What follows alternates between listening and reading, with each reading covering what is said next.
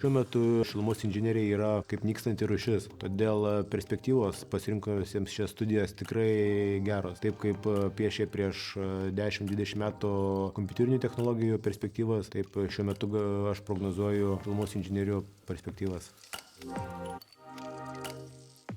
Šioje studijų programoje mes mokinamės, kaip gaminti šilumą, elektrą, tuo pačiu, kaip sakyt, kurti jaukumą žmonėms. Šioje studijų programoje išmoksit, kaip dirbti su garo turbinom, su katilais, naujausiamis technologijomis, tokiamis kaip šilumos siurbliai, atliekas deginančios jėgainės, saulės kolektorinės. Tai yra svarbu kiekvienam iš mūsų, kad žiemą būtų šilta, o vasara vėsu. Taip, šioje studijų programoje tikrai yra daug teorijos, tačiau dėstytojų dėka ir praktikos, tačiau pradėjus dirbti praktiką įgysite labai greitai. Svarbiausia yra turėti teoriją. Pabaigusiems studijas tikrai yra platus laukas pasirinkimo. Tikrai galėsi rinktis, kaip tvariai gaminti energiją. Ar su vandeniu, ar su saulė, ar su žemės energija, ar su energija iš atliekų. Galima pradėti darbuotis kažkokioje jėgainėje, elektrinėje, operatyvinėje komandoje, inžinierium, galbūt net ir vadovu. Nepaslaptis, aš pats esu aukščiausių lygių vadovas vienoje iš Lietuvoje veikiančių jėgainių ir aš ir esu tas atsakymas, kodėl svarbi ši programa, kadangi po 20 metų